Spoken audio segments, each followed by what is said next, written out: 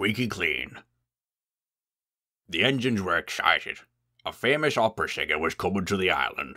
Alicia Botti, said Eunice. She's a coloratura. A cholera what? Asked Henry. Coloratura, it means she can sing high notes very loud, Eunice explained. Sir Top Hat will choose me to take her special train, boasted Mildred. I'm the most careful with passenger trains. Nonsense, growled Gordon. I'm the fastest and the most important. One thing's for sure, scoffed Eunice. You won't choose silly little Thomas. I didn't choose Thomas. And I didn't choose Mildred. And I didn't choose Gordon. I chose James. Of course, said James smugly. I'm the brightest and the shiniest. Now, Thomas, I said, I want you to fetch some smart coaches for Alicia Botti's special train.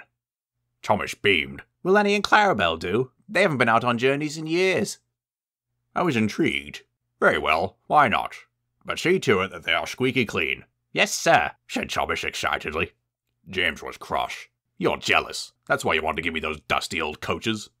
Thomas didn't care that he didn't get to pull the special train. He'd been hoping for a way to thank Annie and Clarabelle for helping him get through a cold and lonely night in the yard. I'm to take you to get clean for the famous opera singer's train, he told the two old coaches. Annie and Clarabelle were delighted as Thomas pulled them out of their siding into the washdown. Soon Annie and Clarabelle were as shiny and clean as James. They felt better than they had done in years. But when Thomas came to collect them, and the shunter fastened the coupling, they heard a squeaking sound. What was that? Asked Thomas anxiously. A fitter went round, oiling Annie and Clarabelle's undercarriages.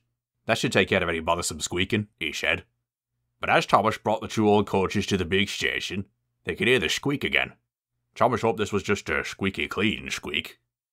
Thomas, Annie and Clarabelle squeaked noisily into the big station.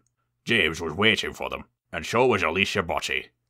James was coupled to Annie, and I held Clarabelle's door open. A mouse! Alicia Botti screamed. She screamed so loud and so long that windows cracked all around the station. Definitely a coloratura, laughed Eunice. Alicia Botti was cross. I cannot possibly travel in coaches riddled with rodents. I felt quite embarrassed.